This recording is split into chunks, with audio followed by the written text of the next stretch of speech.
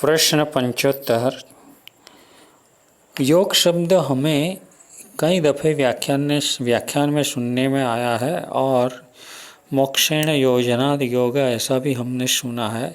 उनका अर्थ भी ऐसा सुना है कि मोक्ष के साथ जो जोड़ देता है उसे योग कहते हैं। तो हकीकत में ये थोड़ा सा विस्तार से हमें समझने मिले तो अच्छा रहेगा। समाधान 75। योग शब्द का मतलब है जोड़ाण, संबंध, आत्मा का मोक्ष के साथ जोड़ाण होना, उसे मोक्ष कहते हैं, योग कहते हैं। मोक्ष के साथ जोड़ देते हैं इसलिए योग कहते हैं। तो ये योग यानी कि सम्यक दर्शन, सम्यक ज्ञान, सम्यक चारित्र के अनुसार की कोई भी क्रिया हो और वो सम्यक दर्शन वगैरह की है इसलिए भगवान की आज्ञा के अनुसार ही होगी। यानी कि भगवान की आज्ञा के अनुसार की कोई भी क्रिया दर्शन, ज्ञान या चारित्र की हो और वो सब भी क्रिया आत्मा को मोक्ष के साथ जोड़ देने में एक सेतु जैसा काम करता है। इसलिए ये सभी क्रियाएं योग के रूप में गिनी जाती है। हम जो प्रतिक्रमण, सामायिक, व्याख्यान, श्रवण, सुपात्रदान, तीर्थ यात्रा, पूजा, स्नात्र वगैरह जो कुछ भी करते हैं वो सब भी अगर हमने तीर्थंकर परमात्मा की आज्ञा के अनुसार ही किया है तो वह सब भी क्रिया हमारी योग के रूप में गिनी जाएगी और वो हमें हमारे आत्मा को मोक्ष के साथ जोड़ने में कारण बनती है। इसलिए ये योग हमें जल्दी से प्राप्त हो जाए इस तरह से हमें करना है। तीर्थंकर परमात्मा की आज्ञा क्या है वो हमें समझ लेना जरूरी है और विधि विधान जो बताए हैं वो तीर्थंकर परमात्मा की आज्ञा के अनुसार का ही है या नहीं वो बराबर समझ लेना जरूरी है।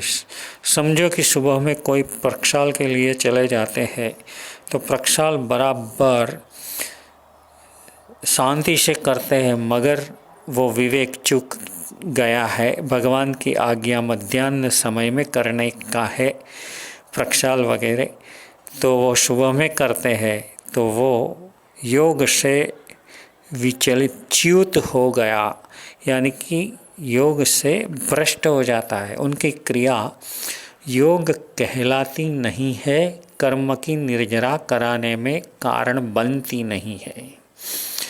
इसलिए हमसे जितनी भी धार्मिक क्रियाओं बन सकती है वो सब भी धार्मिक क्रियाओं को तीर्थंकर परमात्मा की आज्ञा के अनुसार ही करनी है।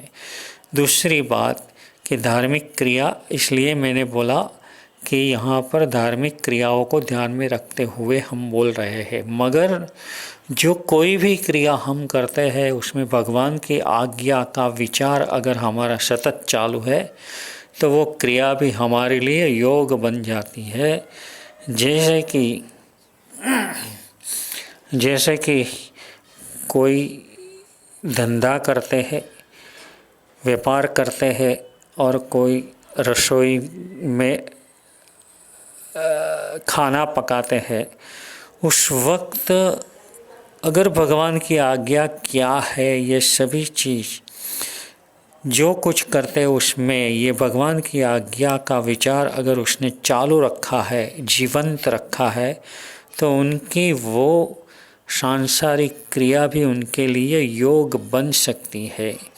क्योंकि हमारे शास्त्र में कहा है कि जो आशवा सो परिसवा, जो परिसवा वो आशवा, यानी जो आश्रव के स्थान थे जहाँ कर्म बंद हो सकता था उसको ये व्यक्ति ने संवर का स्थान बना दिया और भगवान की आज्ञा की उपेक्षा करके व्यक्ति ने संवर, जिससे यानी कि कर्मों का आना रुक जाता था, उनको उसने आश्रव यानी कि कर्मों का आने का रास्ता बना दिया। इसलिए जो कोई भी क्रिया भगवान की आज्ञा के अनुसार की जाती है वो सब भी क्रियाएं योग रूप में ही कहलाती है। और हमें सारे दिन में जितनी भी क्रिया करनी है, हर वक्त अगर हम सोचते रहेंगे कि हम जो क्रिया करते हैं उसमें भगवान की आज्ञा का पालन कितना हो सकता है, कितना हो रहा है, कितना होता है, ये सतत चिंतन होता रहता है तो हम जो कोई भी क्रिया करते हैं वो हमारे लिए योग ही बन जाती है।